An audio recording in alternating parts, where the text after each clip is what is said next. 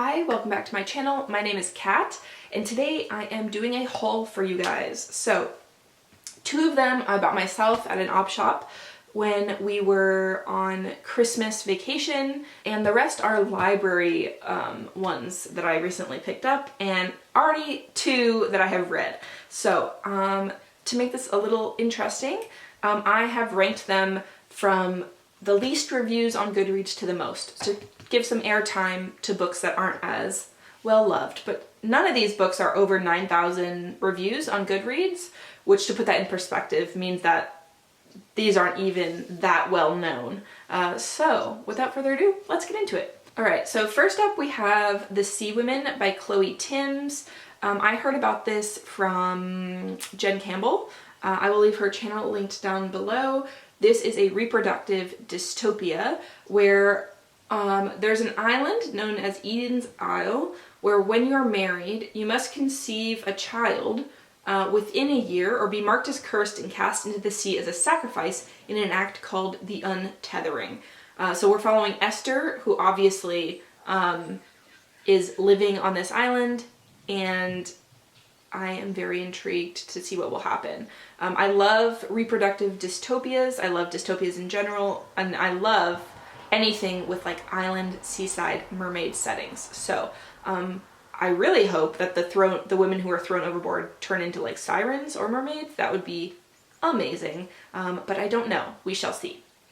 Next up is one that I have recently wrapped up. I'm not sure if it will be out before or after this video. This is Wretchedness by Andres Tichy, translated from the Swedish by Nicola Smalley. So this is following a main character who is a cellist, and he is talking about music theory with a composer and another musician, but it's being interwoven with memories of his gritty childhood in the Swedish slums, involving like poverty and drugs, brutality, and as the narrative goes on, the lines between reality and past are blurring together in this like frenetic crescendo. And yeah, watch out for my review on how much I liked this book or not, coming soon. Brief intermission. I'm not sure where I was, so I'm gonna just talk about this one. So this is The Liquid Land from Rafaela Edelbauer, and I have a bone to pick with the cover designer because in the German edition it looks like this. It's stunning. It looks like literally liquid land, which makes sense given the title. This edition, they were like, ooh, let's tell people that it's a German book by making it look like this. Why? This is so much less beautiful than the other one and like less evocative to the title. Anyway, that's my bone that I'm picking. So this is a town that doesn't want to be found, a countess who rules over the memories of an entire community, and a hole in the earth that threatens to drag them all into its depths. Shortlisted for the German Booker Prize and longlisted for the Austrian Book Prize. So yeah, that's that. It sounds weird and it's highly regarded by many of the book prizes. So yeah, I think that it sounds very intriguing. Next up is one of my absolute favorite titles and covers, Venomous Lumpsucker by Ned Bowman. Look at that. Look at that beautiful thing. Alright, so it says, the venomous lumpsucker is the most intelligent fish on the planet, or maybe it was, because it might already be extinct. Nobody knows. Nobody cares, except for two people. Mining executive Mark has a prison cell waiting for him if that fish is gone for good, and biologist Karen needs it for her own darker purposes. They don't trust each other, but they're left with no choice but to team up, pursuing the lumpsucker across the strange landscapes of near-future Europe. On the way, they are drawn into a conspiracy far bigger than one ugly little fish. It's a comedy about environmental devastation that asks, do we have it in us to avert the tragedy of mass extinction? And also, do we really need to bother? So yeah, I think it sounds very intriguing and specific to this one little ugly fish. Beautiful title, beautiful cover. I'm intrigued. Next, I want to talk about The Remainder by Alia Trabuco-Zeran, translated by Sophie Hughes, who also translated another book on this list. We'll get there in a minute. So this is a Chilean author translated for Spanish to English. So it says, a coffin, a camera, a bottle of pisco. 3 friends embark on a road trip through the Andes to confront a history they can neither remember nor forget. Felipe and Iquela, 2 young friends in modern-day Santiago, live in the legacy of Chile's dictatorship. Felipe prowls the streets counting dead bodies, real and imagined, aspiring to a perfect number that might offer closure. Iquela and Paloma, an old acquaintance from childhood, search for a way to reconcile their fragile lives with their parents' violent militant past. The body of Paloma's mother gets lost in transit, sending the 3 on a pisco-fueled journey up the Cordillera as they confront the pain that stretches across generations. For some reason, this is reminding me of The Transmigration of Bodies by Yuri Herrera. Is that right? I think so. And if so, very intriguing. There's something about counting of the bodies and corpses in the city and military dictatorship that is reminiscent of that. So I'm very intrigued by this. And also, if I really like this, then that'll be another huge win by Sophie Hughes. So maybe I should just read everything she's translated from the Spanish. This was also shortlisted for the Man Booker International Prize in 2019. There you go. And I do love the cover. It's the 3 of them on like a journey, right? Through the mountains. So the cover is very, very applicable. Okay, next I want to talk about 1,000 Coils of Fear by Olivia Wenzel, translated from the German by Priscilla Lane. So again, just the covers that keep giving us life. Just glorious. So this is about a young woman who attends a play about the Berlin Wall coming down, but is the only black person in the audience. She is sitting with her boyfriend by a bathing lake, and 4 neo-Nazis show up. In New York, she witnesses Trump's election victory in strange hotel room and later awakes to panicked messages from friends. Engaged in a witty question and answer with herself, the narrator looks at our rapidly changing times and tells the story of her family. Her mother, who was a punk in East Germany, her absent Angolan father, and the memory of her twin brother who died when they were 19. So it says that this is a novel about race, politics, feminism, motherhood, nationality, and enduring love, both poetic and full of surprises. So yeah, I just thought it sounded very interesting. Maybe not my normal cup of tea, but between the title, the cover, and the synopsis, something sold me. So now we are to the first book that I bought myself. This is The Animals in That Country by Laura Jean McKay. So this is an Australian writer because the writer lives near an aunt of mine who recommended this to me because she read it for her book club here in Australia. So this is about Jean, who is hard drinking, foul-mouthed, and allergic to bullshit. She's not your usual grandma. Instead of talking to other people, she surrounds herself with animals, working as a guide in an outback wildlife park. And although she talks to all of her charges, she has a soft spot for a young dingo called Sue.